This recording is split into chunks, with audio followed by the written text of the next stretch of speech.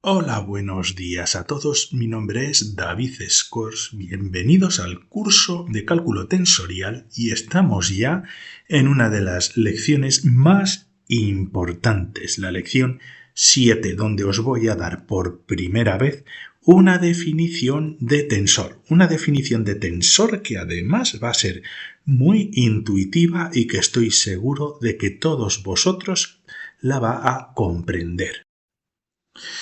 Yo sé que muchos de vosotros, pues cuando buscáis en YouTube qué es un tensor, pues obtenéis una serie de diferentes vídeos, cada cual pues con diferentes estilos y tratando sobre tensores, en algunos casos incluso algún curso de cálculo tensorial, pero no tenéis una sensación cuando estáis buscando. Yo lo he hecho por comparar, ¿no? Y por eso pensé que un curso de cálculo tensorial desde cero y además de una manera lo más sencilla posible, pues tenía sentido, porque el resto de los vídeos que he visto son demasiado...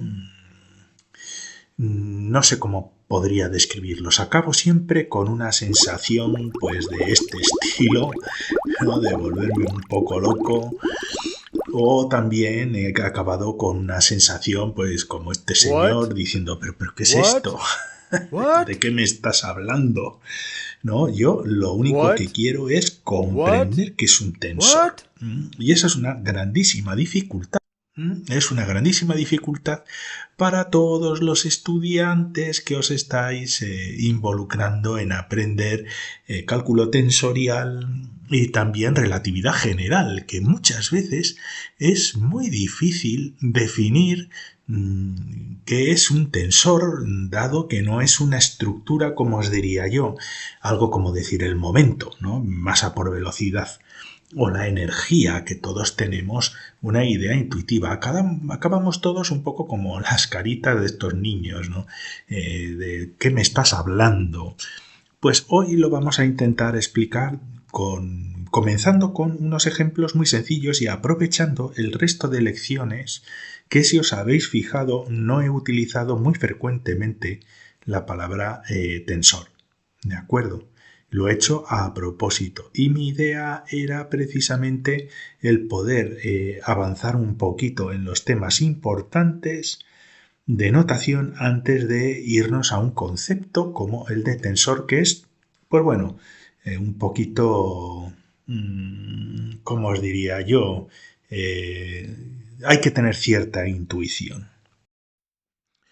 Las definiciones que habréis oído o habréis visto en otros cursos, en otros vídeos, pues son variadas, ¿no? Y muchas veces se busca que sean lo más sencillas posibles. Y habréis oído que los tensores pues son cosas hechas de vectores y covectores por multiplicación tensorial. Y decir, bueno, pues me has dejado igual que antes, ¿no? Hay otras cosas que dicen, pues bueno, pues son como vectores o matrices, pero únicamente operando con los componentes. Y dices, bueno, entonces si son vectores y matrices, ¿para qué les vamos a llamar tensores?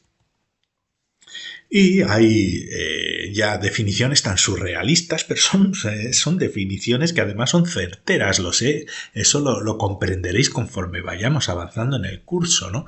Pues bueno, los tensores son todo aquello que se transforma como tensores. Y decimos, pues vaya tautología, ¿no? Pues no me entero de nada. Pues vamos a intentarlo. Y yo insisto en que todo el cálculo tensorial, todo lo que ha derivado, las consecuencias que ha tenido en física moderna, comenzaron con un hecho. Y el hecho es una idea, es simplificar la notación de coordenadas. Y el hecho de simplificar la notación de coordenadas, como hemos visto en las lecciones anteriores, ha tenido como consecuencia pues la aparición de ciertas reglas y ciertas operaciones que han comenzado a tener entidad propia, importancia propia. Pero la idea es el sustituir los nombres de todas las coordenadas x, y, z, y si trabajamos en múltiples dimensiones en matemáticas, pues z, s, q, w, r, lo que sea. Y sustituir por una notación sencilla, en este caso estoy poniendo como ejemplo los ejes de coordenadas cartesianas, donde ya las coordenadas van a ser como una notación general. Yo os invito realmente a visualizar las lecciones anteriores. Si os habéis encontrado esta lección ahora, es importante ver las lecciones del curso secuencialmente desde la primera a la última para poder aprovecharlo. También os dejaré los enlaces al curso al final de esta lección y también en la descripción al vídeo.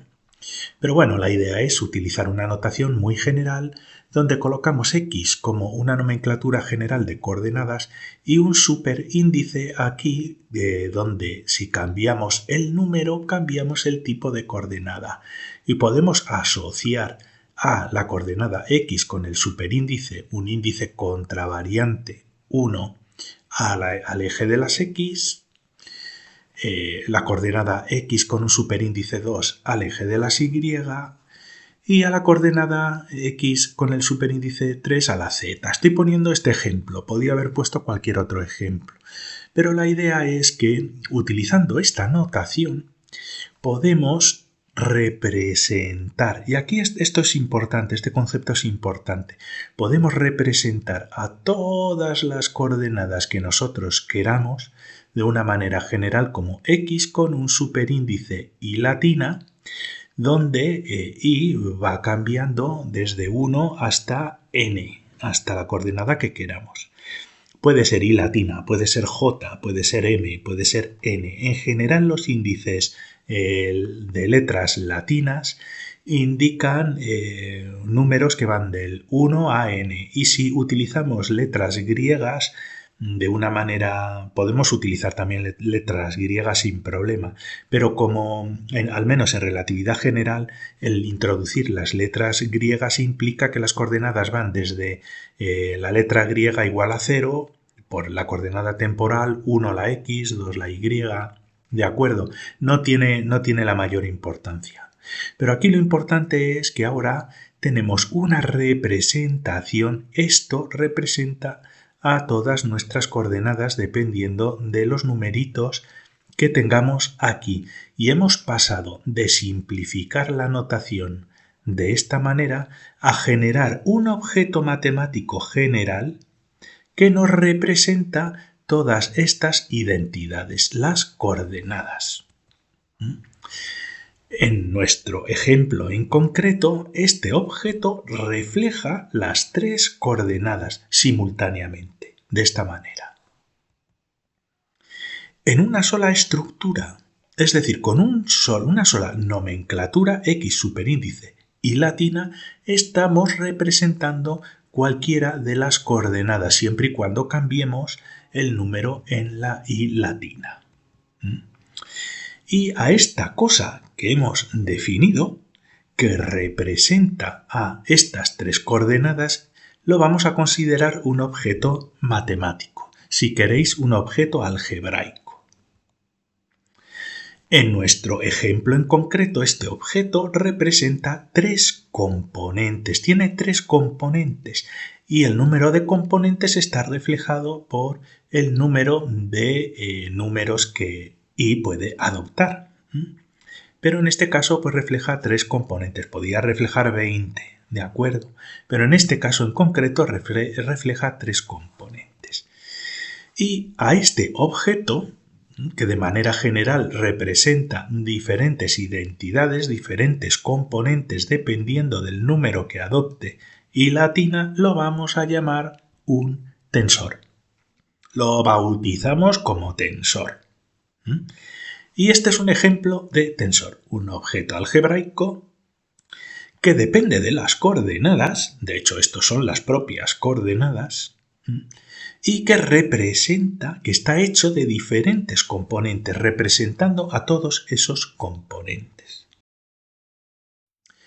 ¿Y cuál es la ventaja de tener este objeto algebraico? Bueno, pues que de una manera general podemos incorporarlo en una ecuación como esta. Decimos, tenemos una función f que va a ser igual a 3 veces x con el superíndice y latina. Y es una función que esconde tres ecuaciones, tres funciones. Es una sola expresión que refleja ahora tres ecuaciones. ¿Y cuáles son? Pues bueno, si y es igual a 1, tenemos que la función es igual a 3x. Si y es igual a 2, tenemos que la función es igual a 3y. Y si y es igual a 3, tenemos que la función adopta el valor 3z. Y si os fijáis, son tres funciones diferentes. Son tres funciones diferentes. Esta depende de la coordenada x, esta depende de la coordenada y, esta depende de la coordenada z, pero tienen algo en común. Tienen esta estructura común, 3 veces la multiplicación de la coordenada. Y si utilizamos esta expresión, podemos sustituir en nuestras ecuaciones estas tres diferentes posibilidades. Es una función, esta vez es una función que contiene las coordenadas, que es un tensor, depende de las coordenadas según el valor que tome y la propia función es un tensor también. Si x con el superíndice y lo hemos definido como un tensor, a esta función veremos que también cumple las reglas de ser un tensor. Ojo, las reglas intuitivas. Hay también unas relaciones de transformación que todavía no nos vamos a meter en ello, que son las que definen también los tensores. Pero bueno, como es un tensor que esconde tres diferentes identidades, nos vemos forzados también a utilizar la nomenclatura tensorial con nuestra función f y le colocamos aquí también un índice y latina que va a corresponder exactamente con este índice y latina de las coordenadas. Y utilizando esta expresión general que esconde tres ecuaciones diferentes en notación tensorial, es un objeto matemático. Esto es un objeto matemático, es un objeto algebraico, igual que lo es esto. De hecho, es una igualdad. Depende de las coordenadas. Como veis, esta función depende de las coordenadas. Tiene componentes. ¿Cuáles son los componentes de la función? Pues estas tres ecuaciones diferentes, 3x, 3y y 3z, dependiendo del número que adopte y la i latina. Si la i latina es 1, será 3x1. 3x. Si la i latina es 2, tendremos 3y, 3x2. Si la i latina es 3, tendremos 3x3 o 3z. Y como veis, esta ecuación que nos define esta función tiene que tener algo importante en cálculo tensorial, que los índices en la izquierda tienen que ser iguales a los índices de la derecha. Si tenemos un índice y latina contravariante, necesariamente tenemos que tener un índice y latina contravariante libre aquí, para que haya esta igualdad. Y los tres componentes los podemos reflejar de esta manera. F con el superíndice 1, que es igual a esto, f con el superíndice 2, que es igual a esto, y f con el superíndice 3, que es igual a esto. Este es el tensor, que es una función que refleja una operación algebraica con las coordenadas y que tiene componentes. ¿Es un objeto matemático? Sí. ¿Depende de las coordenadas? Sí. ¿Está hecho de componentes? Sí, este componente, este componente, este componente. Si cumple estas condiciones, podemos sospechar que sea un tensor. La derivada es otro ejemplo, como ya hemos visto en las lecciones anteriores. Os vuelvo a insistir en que vayáis a las lecciones anteriores antes de saltaros a esta, ¿no? Y lo podemos reflejar de esta manera, pues una derivada de una función que hemos llamado a con respecto a cada una de las coordenadas. Una derivada parcial podría ser total, no pasa nada. Y las derivadas o las coordenadas pues las indicamos como hemos hecho anteriormente. Hemos utilizado la notación tensorial con índices contravariantes para indicar coordenadas. Pero fijaos, esto es un índice contravariante en x, pero que está en el denominador.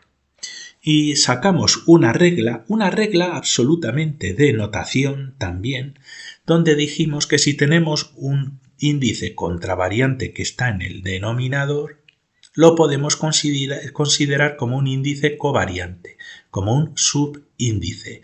Entonces, si tenemos a la función como la derivada de a con respecto a estas coordenadas, por notación tensorial podemos sustituir esta expresión por f con un subíndice i. Y con esto indicamos que esto que hay aquí es un índice covariante. Y los componentes de esta función van a depender del valor que tome i latina. ¿Y cuáles son? Pues tres componentes. La derivada con respecto a x, que sería f sub 1, la derivada con respecto a y, que sería f sub 2, y la derivada con respecto a z, que sería f sub 3. Por lo tanto, esta función tendría tres diferentes componentes, tendría tres diferentes identidades. Esto refleja estas tres identidades. ¿Es un objeto matemático? Pues sí, es un objeto matemático, es un objeto algebraico. ¿Depende de las coordenadas? Sí, es una derivada con respecto a las coordenadas.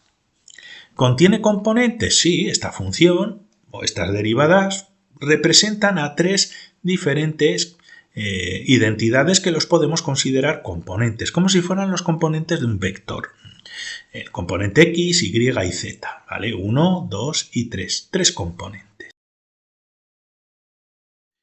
Y si tenemos esta otra función, fijaos, las coordenadas x, m, multiplicado a la derivada de una función a por las coordenadas x con el superíndice contravariante y latina. Fijaos, podríamos sustituir esta ecuación entera, esta ecuación que son múltiples ecuaciones, podríamos sustituirla por una notación de función con dos índices, un índice covariante y latina, porque aunque sea contravariante aquí lo consideramos covariante por estar en el denominador, y un índice m contravariante, de tal manera que los valores de la función f van a depender de qué valores adquieran i y m realizando las operaciones correspondientes. Esta nomenclatura nos sustituye a todas estas operaciones. Y fijaos una cosa, m arriba, i abajo, i abajo. Tiene que haber siempre en las ecuaciones tensoriales una correspondencia de índices covariantes y contravariantes tanto en la parte de la izquierda como en la parte de la derecha. Aquí podríamos de hecho sumar otro tensor, otras operaciones, de tal manera que siempre tengamos estos índices aquí también. Tiene que haber una correspondencia entre los índices. Es un tensor de dos índices con 9 componentes y cada componente es realizar las operaciones correspondientes. Pues si m es igual a 1 e y es igual a 1 es x por la derivada de a con respecto a x. Si esto es igual a 2 y esto es igual a 1, pues sería y por la derivada de a con respecto a x también. Entonces ya veis cómo funciona. En esta ecuación tenemos 3 componentes por 3, serían 9. Son 9 ecuaciones diferentes, así que esto, que lo llamamos el tensor de dos índices, uno covariante y otro contravariante, representa 9 identidades diferentes. Y cada identidad, cada componente está corresponde a las operaciones que veis aquí. Y os voy a poner otro ejemplo pues un poco más prosaico. Tenemos aquí un jet que va a toda velocidad y nos preguntamos, ¿el vector velocidad es un tensor? Os recuerdo, aunque en este curso vamos a recordar brevemente las matemáticas de los vectores, porque es muy importante dentro del cálculo tensorial, tenemos nosotros este vector que hay aquí, que es el vector velocidad.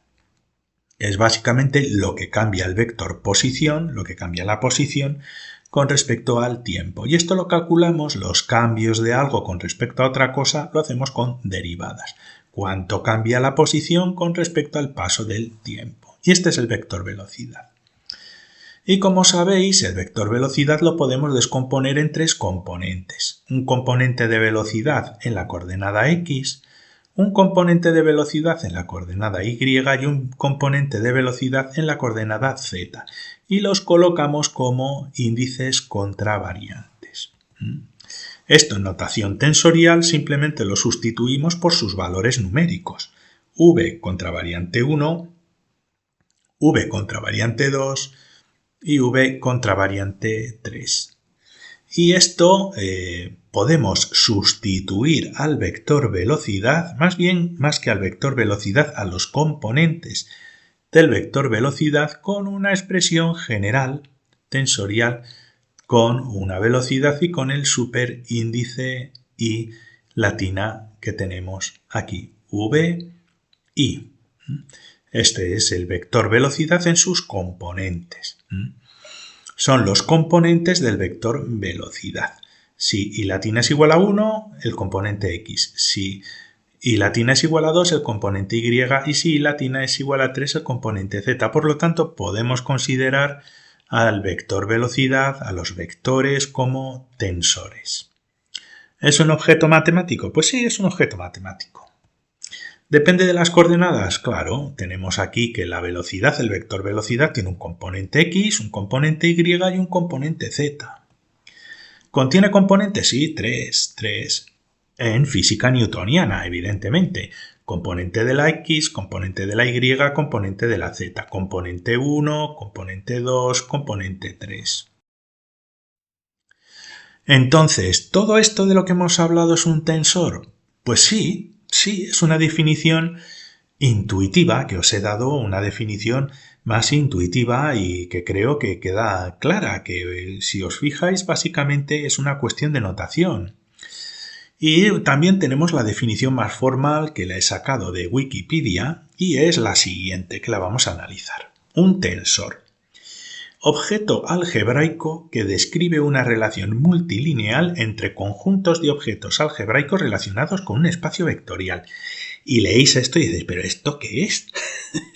¿Qué es esto? ¿Qué tiene que ver con lo que nos has enseñado en esta lección? Bien, vamos a analizarlo. Un objeto algebraico. Bueno, pues sí, es de lo que hemos hablado, que describe una relación multilineal entre conjuntos de objetos algebraicos. Bien, lo cambiamos. Es un objeto que describe una relación multilineal entre conjuntos de objetos algebraicos relacionados con un espacio vectorial. Vamos a seguir cambiando un poquito esta frase. Y en vez de relación multilineal decimos es un objeto que describe operaciones entre conjuntos de objetos algebraicos relacionados con un espacio vectorial. Sigamos modificando un poquito la definición. Objeto que describe operaciones algebraicas relacionadas con un espacio vectorial. Vamos a seguir dándole vueltas. Objeto que describe operaciones algebraicas que contienen componentes. A eso nos referimos con que están descritas en un espacio vectorial, porque todas las cosas en las cuales podamos obtener componentes, ya sean finitos o infinitos, se pueden representar en un espacio vectorial. Y a ese espacio vectorial de estos objetos se le llama espacio tensorial. ¿Vale? Pero ya habéis visto que la definición de Wikipedia es exactamente la misma que os he dado aquí, pero un poquito más sencilla. Así que ahora nos queda la transformación, porque algo que sí es importante para definir un tensor, porque hay objetos matemáticos que contienen componentes que dependen de las coordenadas y que sin embargo no son tensores, porque los tensores además necesitan cumplir otra propiedad que son dos reglas de transformación bien definidas, pero eso no es tan importante y ya lo dejaremos para otra lección. Pues muchas gracias por vuestra atención. Os recuerdo que os podéis suscribir al canal pinchando en el ratoncito que veréis por aquí. Os dejo un enlace al curso en general por si queréis ir a las diferentes lecciones, otro enlace a la lección anterior y os dejo enlaces a cursos en la descripción del vídeo. Muchas gracias y hasta la siguiente lección.